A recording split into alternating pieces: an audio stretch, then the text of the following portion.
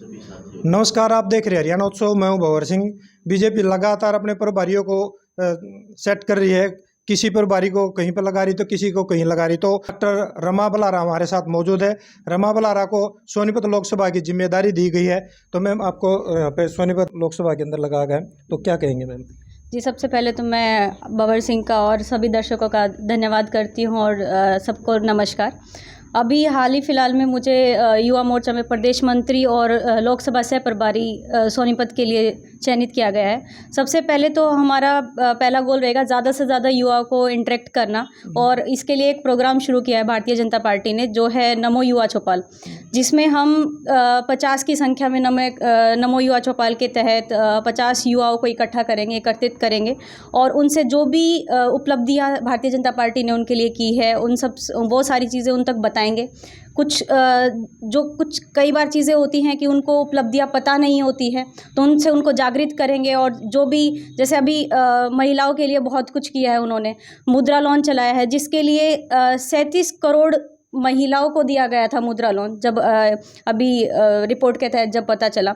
और युवाओं के लिए बहुत सारी चीज़ें की है, जैसे बहुत सारे स्टार्टअप शुरू किए गए हैं युवाओं ने, जिसकी संख्या अभी 84,000 हो चुकी है स्टार्टअप्स की, जिससे एक नई सोच दी है भारतीय जनता पार्टी ने कि जो जॉब लेने के बजाय जॉब देने की जो सोच लेके आए हैं युवाओं के बीच, वो सिर्फ और सिर्फ भारतीय जनता पार्टी ने की है। तो पार्टी से किस तरह से जुड़े हैं आप? जी, वैसे तो मैं पार्टी की विचारधारा से जुड़ी हूँ, एबीवीपी से जुड़ी हूँ, पर मेरा परिवार पार्टी से बहुत पहले से जुड़ा हुआ है। मेरे पापा श्री रमेश बलारा जी, वो 1980 से भारतीय जनता पार्टी से जुड़े हुए हैं। और एक किस्सा मैं बताना चाहूँगी कि जब बीजेपी नाम नहीं लिखा गया था, उससे पहले से ही पापा जब स्कूल जाते थे तो साइकिल के पीछे बीजेपी लिखा करते थे। और हमारे गाँव का नाम है भऊ जमालपुर, तो उसका शॉर्ट फॉर्म वो लिखते थे बीजेपी, जो भी बाद में भारतीय जनता पार्टी के नाम से जाना जा रहा है। तो उनमें मैंने एक बचपन से वो भारतीय जनता पार्टी को अपनी माँ मानते थे। वो 1980 से ही जुड़े हुए थे भारतीय जनता पार्टी से। उन्हें इस चीज़ का लोभ नहीं था कि पार्टी सत्ता में है, नहीं है। हालाँकि जैसे अभी 2014 की मैं बात करूँ तो उन्होंने काफ़ी टाइम से महम में काम किया है, और वो काफ़ी भिन्न-भिन्न पदों पे भी रहे हैं। वो भारतीय मज़दूर संघ के राष्ट्रीय महासचिव भी रहे हैं, और 2017 में उनको श्रम कल्याण बोर्ड का चेयरमैन भी बनाया गया था। तो मैम, आप युवा हैं, दूसरी जॉब्स करने की बजाय आपने राजनीति चुनी। जी, देखिए, जॉब तो हर कोई करता है। अब जैसे कि मैंने अभी आईआईटी से पीएचडी किया है, और मेरे पास अभी पोस्ट डॉक का भी ऑफ़र था।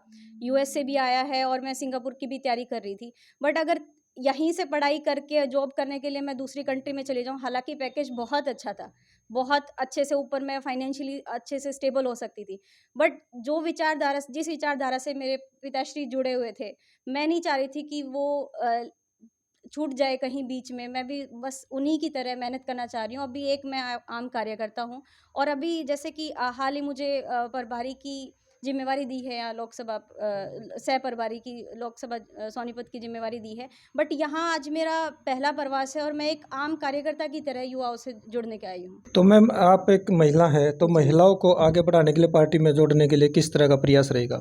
जी, सबसे पहले तो देखा गया है कि महिला मोर्चा में ज़्यादा से ज़्यादा महिलाएँ जुड़ती थी। अब मेरी कोशिश यही रहेगी कि जो यंग लड़कियां हैं, जो अभी कॉलेज गोइंग हैं, जो स्पेशली 18 से 25 जो न्यू वोटर्स हैं, उनको शुरू से ही भारतीय जनता पार्टी के साथ जोड़ा जाए, ताकि वो और ज़्यादा फीडबैक उन लोगों से ले सके, और ज़्यादा तरक्की भारतीय जनता पार्टी कर सके, और ज़्यादा उनको फैसिलिटी प्रोवाइड कर सके। अभी चुनाव भी सिर पे है मैडम, कभी भी हरियाणा की लिस्ट आ सकती है। जी, देखिए, भारतीय जनता पार्टी तो एक अनप्रेडिक्टेबल पार्टी है, जो कहते हैं कि किसी को नहीं पता कि टिकट भी किसको मिलेगी, और वो कहते हैं कि लास्ट लाइन में बैठने वाला भी सबसे पहले आ सकता है।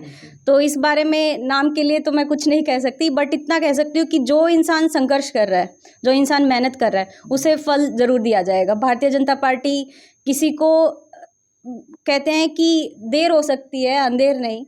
तो जो भी मेहनत कर रहा है, उसे सफलता ज़रूर मिलेगी। आपके पास कौन से पद रहे?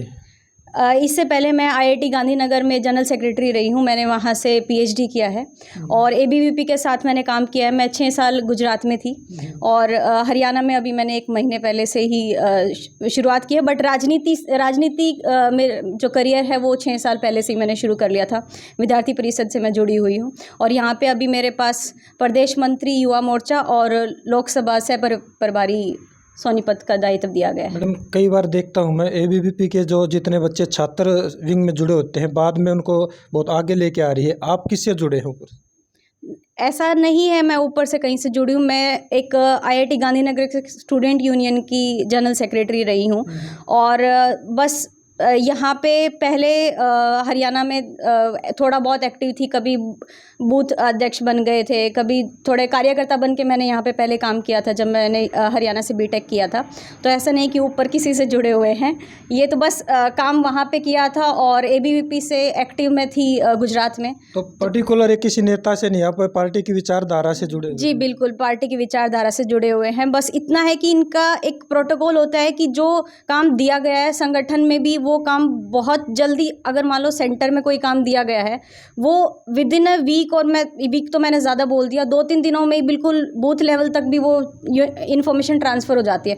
तो जिस तरीके से संगठन में पोस्टें बनाई गई हैं वो एक इतना मैं ये कहना चाहूँगी कि इतना मैनेजमेंट तरीके से पार्टी काम कर रही है कि जो इन्फॉर्मेशन भी बहुत जल्दी पहुंचा देती है और जो भी ऊपर की रणनीति बनाई गई है कि क्या कैसे अभी इलेक्शन में काम करना है, वो सारी चीज़ें बूथ लेवल तक बहुत जल्दी ट्रांसफ़र हो जाती है। तो सक्सेस होने के बहुत ज़्यादा चांसेस होते हैं। तो अभी युवा है, अभी यंग है, आगे अब लंबा सफ़र तय करना है, तो किस तरह से आप अपनी गोटी फिट करते जा रहे हैं?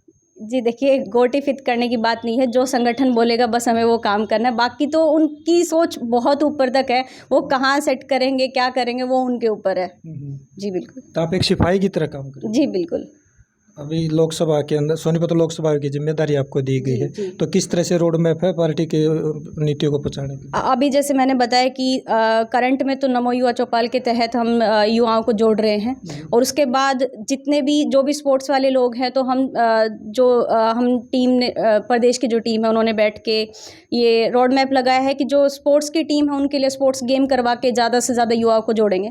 जो बाकी इंस्टीट्यूट है उनमें भी जाके पढ़ाई के कुछ सेमिनार्स लगा के उन जितने भी कैंप करवाए जाएंगे हम कैंप लगा के युवाओं को जोड़ने की कोशिश करेंगे।